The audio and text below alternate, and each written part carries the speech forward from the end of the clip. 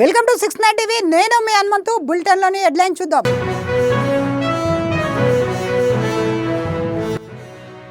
తెలంగాణలో 18 ఏళ్ల కాంగ్రెస్ పార్టీ పాలన అన్ని రంగాల్లో వెనుకబడింది. ఒక్క అవినీతిలో మాత్రం నెంబర్ 1 స్థానంలో ఉందన్న మాజీ మంత్రి జగదీశ్వర్ రెడ్డి.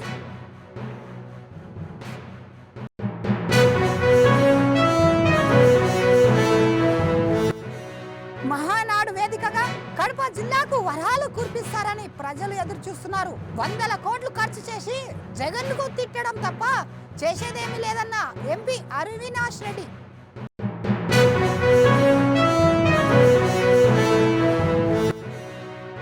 ఎస్సీ జాబితాలో చేర్చేందుకు ప్రభుత్వం అసెంబ్లీలో తీర్మానం చేయాలి. రాబోయే ఎన్నికల్లో అన్ని పార్టీలు మేనిఫెస్టోలో చేర్చాలని సాకలి ఎస్సీ సాధన సమితి.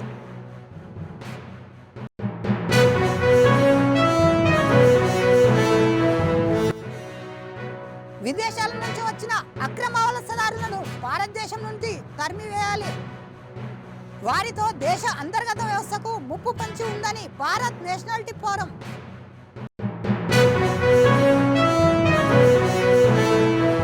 ఇక డీటెయిల్స్ లోకి వెళ్తే తెలంగాణలో గత 18 ఏళ్ల కాలంలోని కాంగ్రెస్ ప్రభుత్వం పూర్తిగా విఫలమైందని, ఒక్క అవినీతిలో మాత్రం ముందుందని మాజీ మంత్రి జగదీశ్వర్ రెడ్డి ఆరోపించాడు.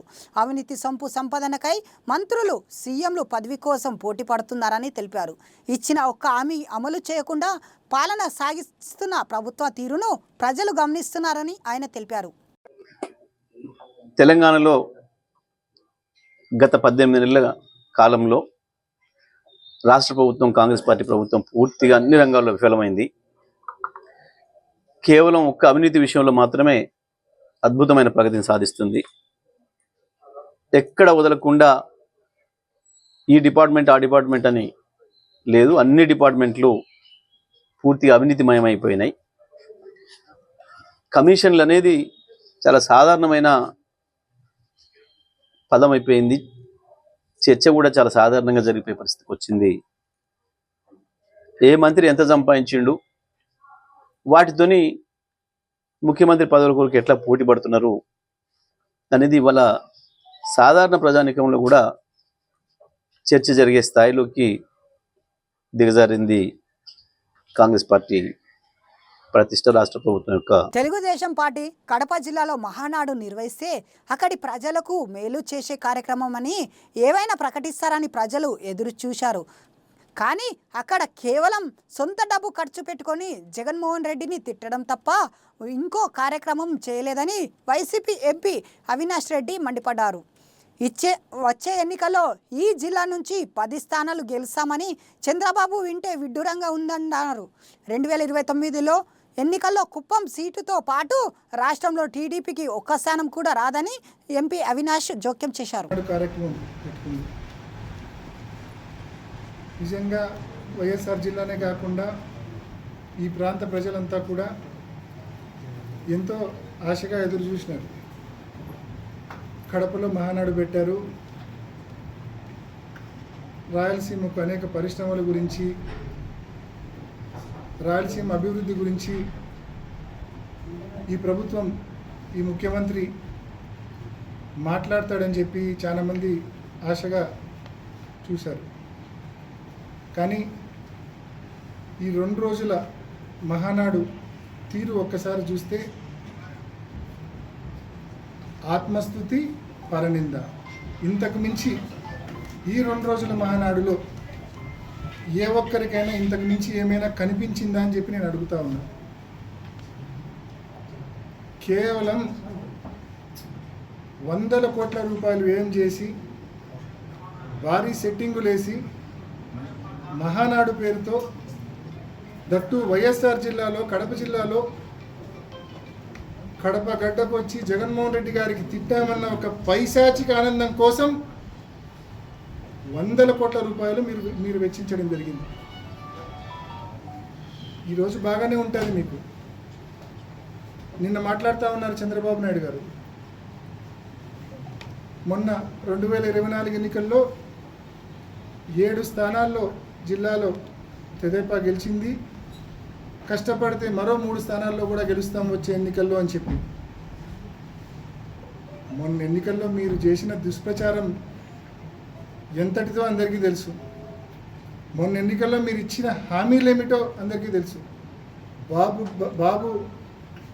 బాబు గ్యారెంటీ, బాబు షూరి. చాకలి కులస్తులు ఎస్సీ జాబితాలో చేర్చాలని చాకలి ఎస్పీ సాధన సమితి రాష్ట్ర అధ్యక్షులు చాకలి లక్ష్మి డిమాండ్ చేశారు. బాగ్నింగంపల్లి సుందర విజ్ఞాన కేంద్రంలో చాకలి ఎస్సీ సాధన సమితి రాష్ట్ర అధ్యక్షుడు డాక్టర్ సిహెచ్ రాజయ్య అధ్యక్షతన 8వ వార్షికోత్సవ మహాసభను నిర్వహించారు. ఈ సభకు మాజీ మంత్రి ఎమ్మెల్సీ బస్వరాజు సారయ్య, ప్రొఫెషనల్ అనకంపల్లి పున్నయ్య, రచయితలు, ప్రముఖులు, జర్నలిస్టులు లింగా వెంకయ్య హాజరై మాట్లాడారు. ఈ సందర్భంగా అనకపల్లి పున్నయ్య, శ్రీ లక్ష్మిలు మాట్లాడుతూ చాకలి కులానికి బీసీ జాబితా నుంచి ఎస్సీ జాబితాలో చేర్చాలంటూ తెలంగాణ ప్రభుత్వం అసెంబ్లీలో తీర్మానం చేసి పార్లమెంటుకు పంపాలన్నారు. రాబోయే ఎన్నికల అధికార పార్టీ, ప్రతిపక్ష పార్టీ ఎన్నికల మేనిఫెస్టోలో ఎస్సీ రిజర్వేషన్ అంశంపై చేర్చాలని డిమాండ్ చేశారు.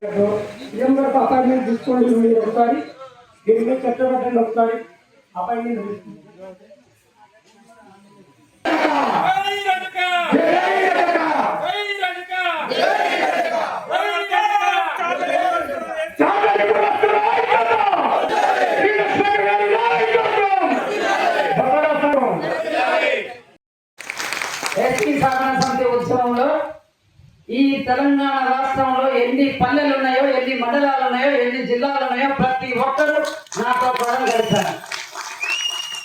లక్ష్మక్క పాదయాత్ర లక్ష్మక్క ఒక్కదాని విజయం కానే కాదు, ఎంకన్న విజయం కానే కాదు, పుణేసారి విజయం కానే కాదు. ఈ రాష్ట్రంలో ఉన్న 20 నేను అనుకుంటున్నా ప్రభుత్వం అంటది 8 లక్షలు 9 లక్షలు, కానీ నేను తిరిగినప్పుడు నిజంగా కుటుంబానికి 4 నేర్చుకున్నా కూడా దగ్గర 20 లక్షల పైచులకు సాగరంలో ఉన్నాం. ఈ 20 లక్షల పైచులకు సాగరంలో విజయమే పాదయాత్ర. ఈ 20 లక్షల సాగరంలో విజయమే ఆ బహిరంగ సభ.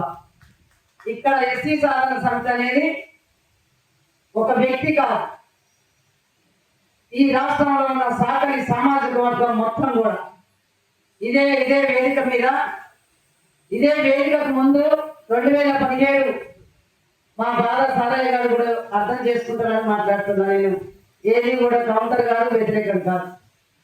2017 మే 28న అంతకంటే ముందు ఒక 3 నెలలు నేను తెలంగాణ రాష్ట్ర బీసీ ఫ్రంట్ నడుపుకుంటా ఉంటుంటే ఈ నీలం వెంకన్న గారు నాకు ఫోన్ చేసి, మీరు మంచి సబ్జెక్ట్ కాన్సెప్ట్ ఉన్న వ్యక్తిగా కనిపిస్తున్నారు, బహుజన వాదిలాగా, ఈ చాకలి కులం కోసం సమయం ఇవ్వలేరా అక్క అని అడిగారు. ఆయన ఎవరో నాకు తెలియదు, నేను ఎవరో అర్థం తెలియదు.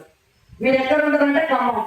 అప్పుడు ఇంక 2 మనుషులను తీసుకొని ఖమ్మం వచ్చి వెంకన్న గారు 3 రోజులు తమ్ముడు మా ఇంట్లో ఉన్నాడు. 3 రోజులు నన్ను ఒప్పించి ఉస్మానియా యూనివర్సిటీ తీసుకొస్తే 9 మీటింగ్లు జరిగినాయి.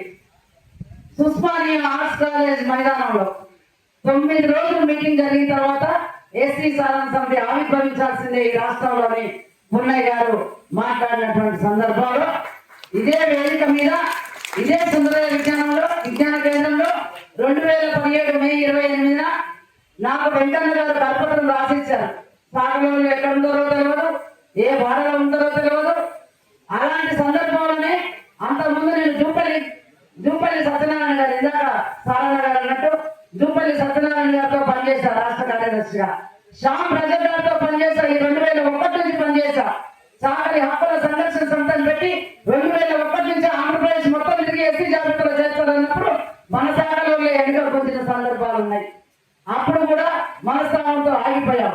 ఇప్పుడు వెంకన్న గారు ఒక కరపత్రం రాసి నన్ను 2017 జనవరిలో ఇళ్ళకు తోలితే 3 నెలలు ఏ కారు లేదు నాకు. ఎవరో టెండర్ పడి మేలో మండు టెండలో ప్రతి ఒక్క జిల్లా తిరిగిన, ఉదాహరణకు గద్వాల జిల్లా చిన్నపాటి నరసింహ లాంటి వాళ్ళు ఆదరించి జిల్లాకు ఆదరించి ముంబై మహబూబ్నగర్ జిల్లా కాదు, రాష్ట్రంలో ఉన్న జిల్లాలన్నీ కూడా నేను శ్రీలక్ష్మి నేను సాగరామని చెప్పి ఊరు పోయి 31 జిల్లా, అప్పుడు 31 జిల్లా తిరిగితే ఈ సుందరయ్య విజ్ఞాన కేంద్రానికి దాంట్లో 24 జిల్లాలో వచ్చారు.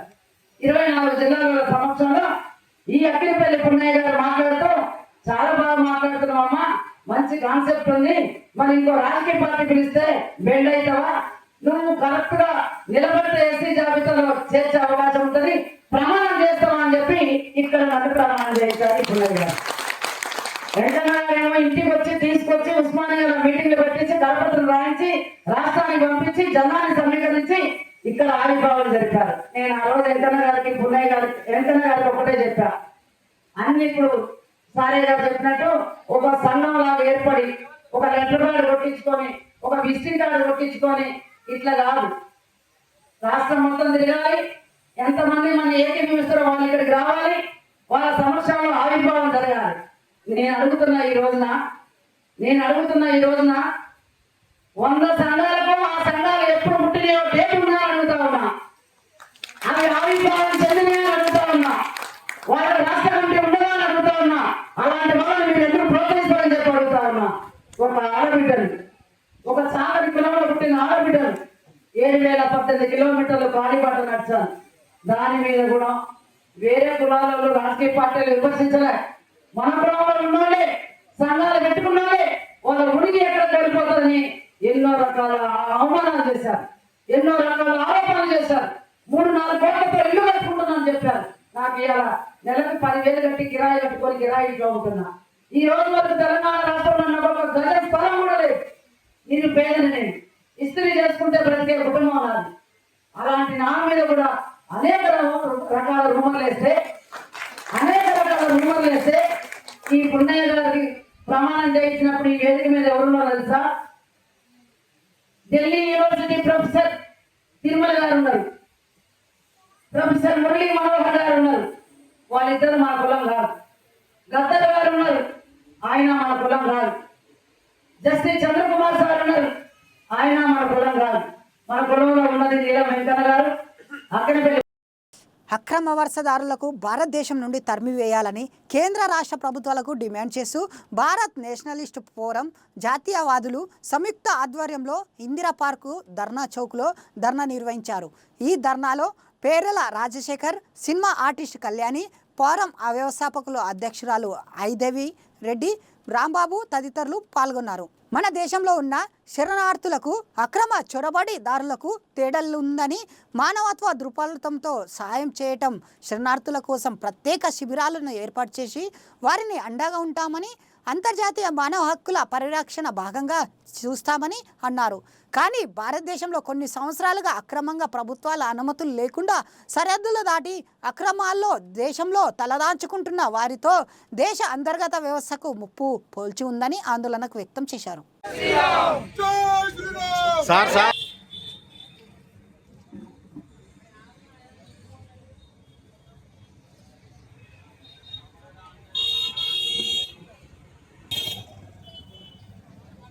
అందరూ పిలవగానే వచ్చి స్వచ్ఛందంగా వచ్చి కార్యక్రమం అంటావాలని ఎవరైతే అక్రమంగా ఈ దేశంలో ఈ ప్రాంతంలో ఈ అక్రమ వలసదారులు తెచ్చారో రాజకీయ పార్టీ వాళ్ళైనా ఎవరైనా సంబంధం లేదు, వాళ్ళు దేశద్రోహులు.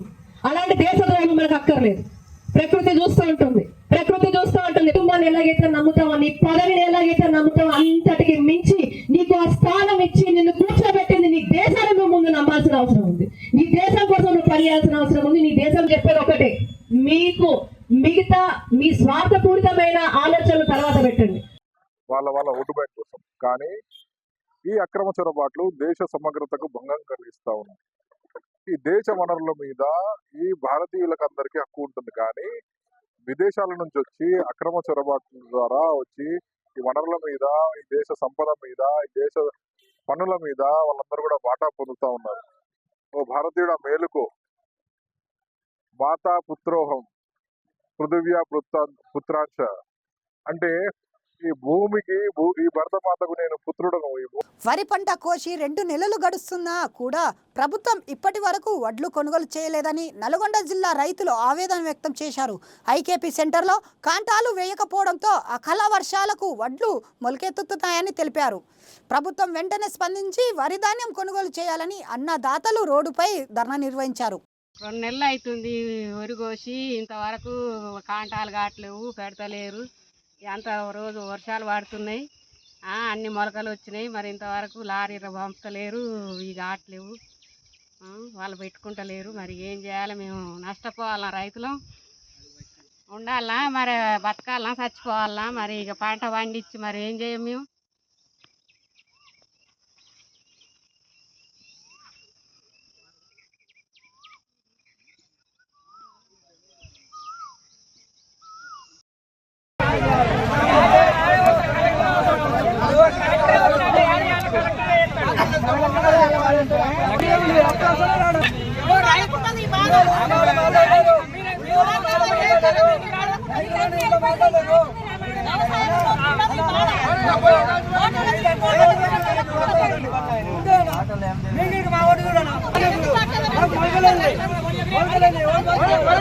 కొంచెం సైడ్ జరిగి తిరుమల జిల్లా కలెక్టరేట్లో రాష్ట్ర ప్రభుత్వ ఆదేశాల మేరకు ఉమ్మడి ఆంధ్రప్రదేశ్ మాజీ ముఖ్యమంత్రి నందమూరి తారక రామారావు జయంతి వేడుకలు జరిగాయి.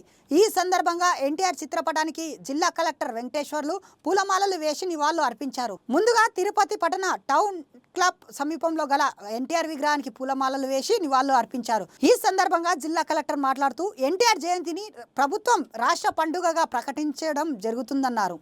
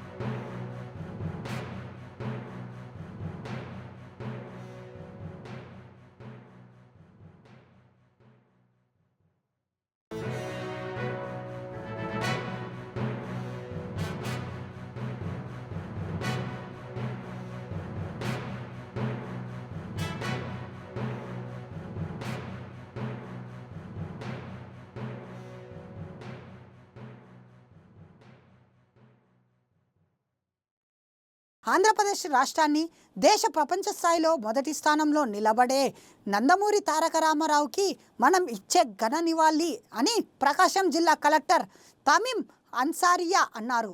మాజీ ముఖ్యమంత్రి ఎన్టీఆర్ జయంతిని పురస్కరించుకొని ఒంగోలు అద్దంకి బస్ స్టేషన్ సెంటర్లో గల ఆయన విగ్రహానికి పూలమాలలు వేశారు. ఈ సందర్భంగా జిల్లా కలెక్టర్ మాట్లాడుతూ రాష్ట్ర ప్రభుత్వం ఎన్టీఆర్ జయంతిని రాష్ట్ర పండుగగా ప్రకటిస్తున్నారని, ఎన్టీఆర్ ఆంధ్రప్రదేశ్ రాష్ట్రానికి రాష్ట్ర ముఖ్యమంత్రిగా పనిచేసిన సేవలను, సినీ రంగ అభివృద్ధికి చేసిన కృషిని ప్రతి ఒక్కరూ ఆదర్శంగా తీసుకోవాలని, ఆంధ్రప్రదేశ్ అభివృద్ధిలో భాగస్వాములు కావాలన్నారు.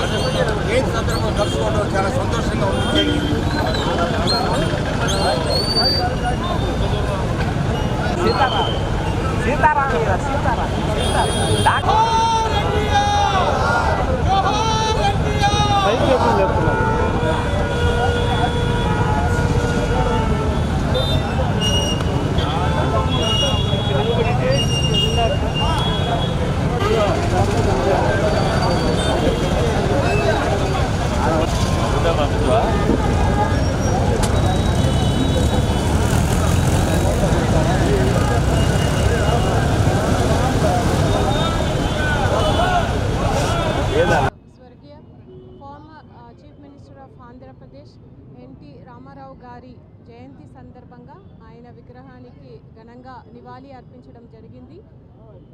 ఈ జయంతిని కూడా స్టేట్ ఫంక్షన్గా జరుపుకుంటున్నాము. ఈరోజు ఆయన చేసిన governance reforms, people centric administration, ఆయన ఇండియన్ సినిమాకు చేసిన కాంట్రిబ్యూషన్, తెలుగు కల్చర్కు ఆయన చేసిన కాంట్రిబ్యూషన్ని స్మరించుకుంటున్నాము. మనం ప్రతి ఒక్కరు కూడా ఆయన ఆంధ్ర రాష్ట్రానికి చేసిన కళల్ని మనం ముందుకు తీసుకువెళ్ళాలి. ఆంధ్ర రాష్ట్రాన్ని దేశవ్యాప్తంగా, ప్రపంచవ్యాప్తంగా మొదటి రాష్ట్రంగా నిలబెట్టడమే ఆయనకి మనం చేస్తున్న నిజమైన నివాళి. కాబట్టి ఆ విధంగా మనం ప్రతి ఒక్కరం కూడా రెసల్యూషన్ తీసుకోవాలని కోరుతూ సెలవు తీసుకుంటున్నాను. ధన్యవాదాలు.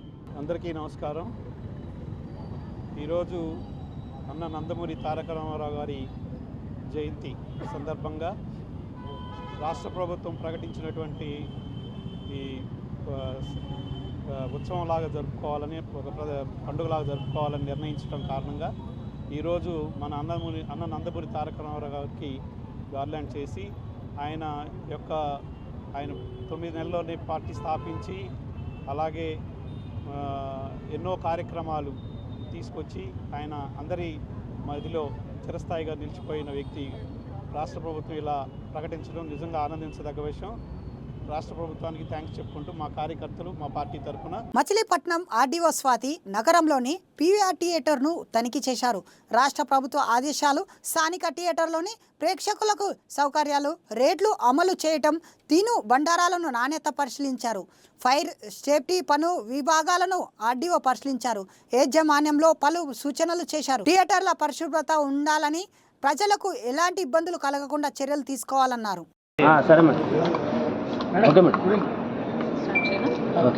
అందరికీ నమస్కారం. ఈరోజు మనకు రాష్ట్ర ప్రభుత్వం నుంచి వచ్చిన ఇన్స్ట్రక్షన్స్, అలాగే జిల్లా కలెక్టర్ గారి ఆదేశాల మేరకు సినిమా థియేటర్స్ అన్నింటినీ ఇన్స్పెక్షన్ చేస్తున్నాము. అందులో భాగంగానే మచిలీపట్నం జిల్లాలో, మచిలీపట్నం అర్బన్లో ఉన్న పీవీఆర్ ఐనాక్స్ మాల్కు కూడా విజిట్ చేయడం జరిగింది. ఇక్కడ జనరల్ విజిట్తో పాటు ఎటువంటి ఫీజులు కలెక్ట్ చేస్తున్నారు, అలాగే ఇచ్చిన కమాడిటీస్ మీద ఏమైనా ఎక్సెస్ రేట్లు, అంటే ఎంఆర్పి ఉన్న రేట్స్ కంటే ఎక్కువ ఎక్సెస్ రేట్స్ ఏమైనా వేస్తున్నారా, ఎలాంటి క్లీన్లీనెస్ మెయింటైన్ చేస్తున్నారు, అలాగే వచ్చిన ప్రేక్షకులకి ఎటువంటి ఇబ్బంది లేకుండా టాయిలెట్స్ కానీ, సీటింగ్ సౌకర్యం కానీ, అలాగే బేసిక్ మినిమం ఫెసిలిటీస్ ఎలా ప్రొవైడ్ చేస్తున్నారు అన్నది వెరిఫై చేశాము. వీటితో పాటు R&B, ఫైల్, అలాగే ఫిలిం ఛాంబర్ నుంచి నెక్స్ట్ ఫుడ్ సేఫ్టీకి సంబంధించి ఎటువంటి ప్రికాషన్స్ తీసుకుంటున్నారు, వాటి లైసెన్స్లు ఏ టైం వరకు ఉన్నాయనేది కూడా వెరిఫై చేసాము. ఇప్పటి వరకు చూసిన వాటిలో మ్యాక్సిమం అన్ని లైసెన్స్లో కూడా 2 years నుంచి 5 years వరకు టైం ఉంది. ఇప్పుడు చెక్ చేసిన వాటర్ బాటిల్స్ కానీ, ఇతర కమాడిటీస్ అంటే చిన్న పెట్ బాటిల్స్, థమ్స్అప్ బాటిల్స్, ఇలాంటి వాటివి కూడా ఇప్పటివరకు గమనించిన దాని ప్రకారం ఎటువంటి ఎక్స్పైరీ డేట్ లేకుండా అమ్ముతున్నారు. కానీ సాసేజెస్ ఏదైతే మేము చెక్ చేసామో వీటిలో 26కి ఒకటి మాత్రమే కంప్లీట్ అయిపోయింది, అయితే బై మిస్టేక్ రీప్లేస్ చేశాము అని చెప్పారు. సో ఈ సినిమా థియేటర్ యాజమాన్యానికి కూడా ఇన్స్ట్రక్షన్స్ ఇవ్వడం జరిగింది. డే టు డే చూసుకుని ఎటువంటి ఎక్స్పైరీ డేట్ లేకుండా వాళ్ళు యూజ్ చేస్తున్న మెటీరియల్స్లో కానీ, అమ్ముతున్న ప్రతి కమాడిటీలో కానీ ఎక్స్పైరీ డేట్ అవ్వకముందే చూసుకోవాలని కూడా ఇన్స్ట్రక్షన్స్ ఇవ్వడం జరిగింది. అలాగే మిగతా లైసెన్స్లన్నీ కూడా చెక్ చేసాము, వాటికి సరిపడా రిపోర్ట్స్ని త్వరలోనే పంపిస్తాం. అంటే వాటర్ బాటిల్ 50 రూపాయలు అమ్ముతున్నారమ్మా. విశాఖ ఆర్కే బీచ్లో కేరాటల తాగిడికి కొట్టుకుపోయిన మునాఖాన్ అనే యువకుడికి లైఫ్ గార్డులు రక్షించారు. ఒడిశాలోని బాలచందపూర్ నివాసి అయిన మునాఖాన్ తన 12 మంది స్నేహితులతో కలిసి బీచ్కి సరదాగా గడపడానికి వచ్చాడు. మునాఖాన్ ప్రమాదస్తు కేరాటాల దాటికి లోపలికి వెళ్ళిపోయగా అక్రమతమైన లైఫ్ గార్డులు అతన్ని రక్షించి బయటకు తీసుకొచ్చారు.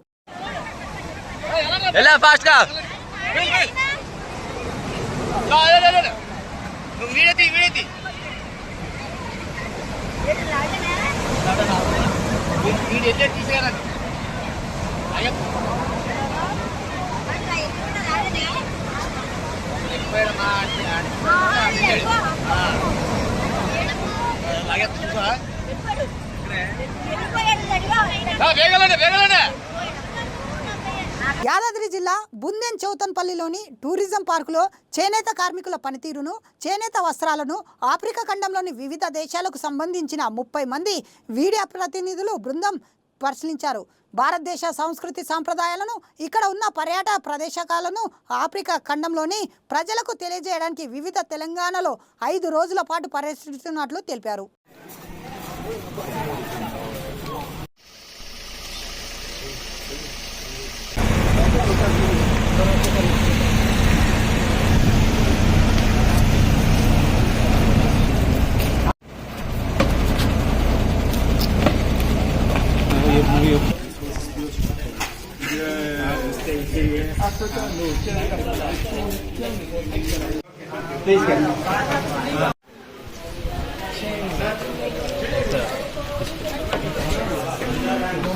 Yeah, all of you, welcome to Kolhapura unit. My name is Bharat. This is our unit. This is a state under Telangana Textile Apparel Policy. Government of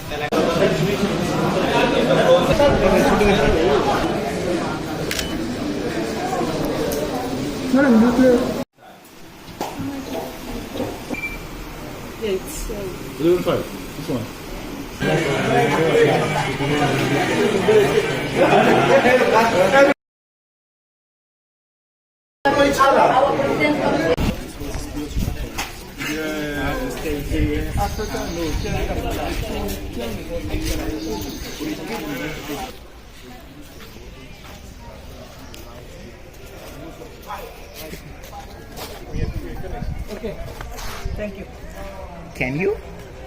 bulletin ముగించే ముందు హెడ్లైన్ మరోసారి.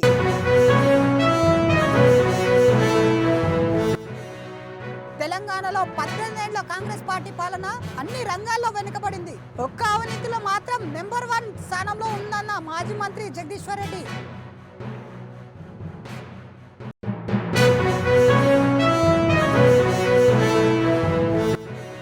మహానాడు వేదికగా కడప జిల్లాకు వరాలు కురిపిస్తారని ప్రజలు ఎదురు చూస్తున్నారు. 100 కోట్లు ఖర్చు చేసి జగన్కు తిట్టడం తప్ప చేసేదేమీ లేదన్న ఎంపీ అవినాష్ రెడ్డి.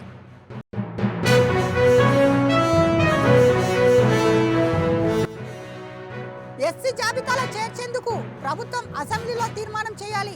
రాబోయే ఎన్నికల్లో అన్ని పార్టీలు మేనిఫెస్టోలో చేర్చాలని సాకలి ఎస్సీ సాధన సమితి.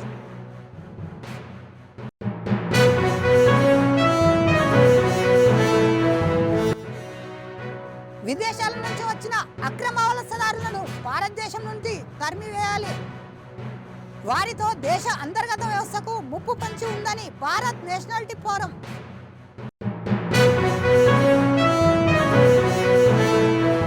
ఇవి బులెటిన్ విశేషాలు. మరిన్ని అప్డేట్స్ కోసం చూస్తూనే ఉండండి 69 టీవీ తెలుగు.